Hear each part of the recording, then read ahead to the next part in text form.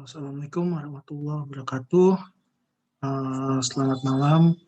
Eh, saya Muhammad Azril akan mempresentasikan PowerPoint saya mengenai fungi atau jamur yang memiliki peran atau manfaat dalam kehidupan manusia.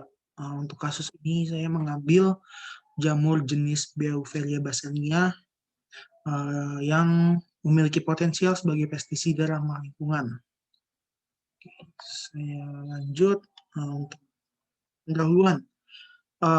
Pestisida atau mungkin dikenal pembasmi hama dapat didefinisikan sebagai zat atau campuran zat yang bertujuan untuk mengendalikan hama tertentu yang dapat menyebabkan kerusakan selama produksi, pemrosesan, penyimpanan, transportasi, atau pemasaran bahan pertanian.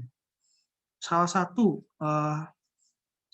hama yang sering digunakan untuk membunuh menggunakan pestisida adalah hama serangga, yang merupakan salah satu hama yang paling berdampak pada pertanian karena selain mengakibatkan kerusakan fisik terhadap tumbuhan, namun juga bisa membawa penyakit bagi tumbuhan.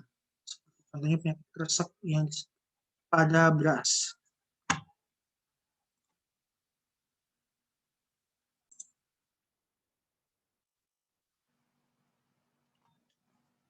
Karena kemampuan pestisida untuk mengendalikan hama, maka pestisida memiliki peran penting dalam sektor pertanian dan sering digunakan dalam jumlah besar per tahun dengan rata-rata digunakan 2 juta ton.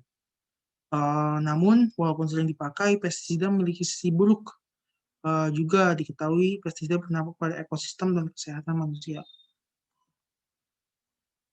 Ini merupakan contoh tanaman, contoh serangga yang merupakan hama untuk tumbuhan. Di sini di A ini dapat dilihat ini ada serangga dari famili Torricidae yang merupakan faktor transmisi untuk penyakit kresek yang disebabkan oleh Xanthonomonas oryzae, Violizae. Yang B ini merupakan dampak penyakit kresek pada padi, yaitu kematian daun menjadi kuning dan rusaknya pangan. Kemudian dari C ini adalah salah satu hama lain yang merupakan kutu daun dari famili Aphoideae yang merupakan salah satu serangga yang paling merusak bagi pangan. Kemudian ini ada ulat hama juga yang merupakan hama yang merusak hasil pangan. Tadi disebutkan bahwa pestisida itu memiliki dampak negatif untuk lingkungan dan manusia. Kenapa? Karena dalam penerapan pestisida tidak semuanya sampai ke tanaman target. Sekitar 98%, melainkan menjangkau tempat atau organisme yang bukan targetnya. Berarti seperti serangga lain yang bukan hama, atau mungkin tumbuhan lain yang bukan tumbuhan hama. Pestisida dapat masuk, selain itu pestisida dapat masuk dalam ekosistem dan meracuni tumbuhan dan hewan non-hama serta berkontribusi di air tanah. Seperti di foto yang kiri atas, ini merupakan pestisida yang mengalir dari saluran air dan kemudian mengalir ke sungai kecil dan kemudian akan masuk ke sumber perairan. Selain itu, insektisida dapat membunuh serangga yang bukan hama dan mengurangi populasi serangga, terutama pada serangga-serangga yang memiliki peran ekosistem yang penting seperti polinator, contohnya lebah. Nah, karena ini sangat diperlukannya alternatif lain untuk pestisida yang lebih ramah lingkungan dan tidak digunakan, tidak mengakibatkan dampak negatif. Ada potensial kita menggunakan pestisida yang berasal dari organisme hidup, yaitu biopestisida. Salah satunya ada dari fungi yang dinamakan Beauveria bassania. Beauveria bassania ini adalah spesies jamur dari divisi Ascidiomycota yang merupakan bentuk anamorf atau bentuk reproduktif aseksual yang menghasilkan spora dari Cordyceps bassania. Cordyceps bassania ini sendiri lebih sering ditemukannya yang bentuk anamorf, sementara yang Cordyceps bassania ini tidak terlalu sering ditemukan bentuk dari telemorfnya. Spesies jamur ini merupakan bagian dari famili Cordipitaceae, sehingga merupakan jamur entomopatogenik, yaitu yang bersifat patogen atau parasit pada serangga dan artropod lainnya. Dapat dilihat di gambar kiri itu merupakan koloni jamur B. basania yang menginfeksi satu serangga, dan di gambar kanan adalah contoh bentuk teleomorf dari B. basania. Kemudian ini kemudian morfologinya.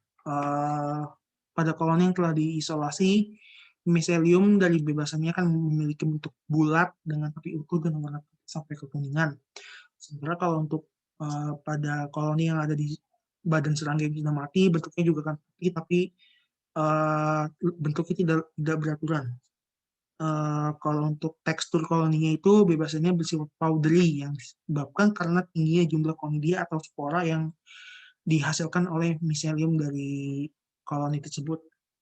Kalau secara mikroskop, observasi hifa menggunakan mikroskop menunjukkan hifa yang bercabang dan bebasnya menghasilkan spora atau konidia yang berbentuk bulat atau oval. Dapat dilihat di itu merupakan conidia cell yang menghasilkan konidia dengan beberapa bentuk spora yang terkumpul di ujung hifa. Kemudian ini fisiologinya, sel bebasannya menghasilkan spora dalam kondisi nutrisi yang tidak kurang menguntungkan. Sehingga spora dari bebasannya beradaptasi untuk hidup pada kondisi yang tidak terlalu menguntungkan dengan cara menjadi dorman. Karena ini kondispora yang dihasilkan memiliki ketahanan lingkungan yang tinggi. Namun untuk germinasi atau berkembangnya kondispora jadi pada kondisi yang tepat. Contohnya suhu optimalnya yaitu 25 Celcius, di mana pada suhu di atas 34 viabilitas dari spora akan berkurang. Kalau untuk ketika sudah mulai germinasi, ada 3 tahap pertumbuhan dan perkembangan, yaitu yang pertama ada pembengkakan spora yang di mana terjadi pertumbuhan sel karena dimulai digunakannya simpanan nutrisi dari spora. Kemudian setelah itu akan munculnya tunas atau germ tube yang kemudian akan dilanjutkan dengan pemanjangan tunas sampai membentuk hifa. Ketika spora sudah melakukan germinasi, biasanya dia akan langsung menghasilkan senyawa Beauferolides yang memiliki sifat membunuh insang serangga, sehingga ini akan membantu miselium untuk membunuh serangga inangnya. Nah, ini kemudian sifat patogenitas dari B. basania. Pada dasarnya B. basania itu merupakan parasit yang menyebabkan penyakit muskardin putih. Cara serangga terinfeksi oleh B. basania adalah ketika spora dan jamur menempel pada tubuh serangga. Kemudian sporanya akan masuk dalam kutikal atau exoskeleton dari serangga. Kemudian pada beberapa hari akan mulai berkecambah dan tumbuh di dalam tubuh serangga. Kemudian serangga akan mati dan miselium putih akan muncul dari tubuh serangga dan menutupi tubuh serangga. B. basania memiliki pilihan inang yang cukup luas. Contohnya ada beberapa spesies hama seperti Nila pathologis atau wereng coklat dan Spodoptera litura atau ulat gerayak yang terbukti mampu dibunuh oleh jamur. Tadi dijelaskan bahwa spora efektif sebagai insektisida ketika sedang aktif dan pada kondisi optimal, yang kalau untuk suhu tadi tidak di atas 34 Celcius. Karena tadi dijelaskan, maka bebas ini memiliki potensi sebagai menggantikan insektisida sebagai pembasmi hama. Penggunaan jamur tersebut tidak menghasilkan dampak lingkungan yang lebih besar daripada pestisida. Selain mampu membunuh hama pangan, bebas ini juga memiliki potensial dalam membunuh hama lain, contohnya nyamuk.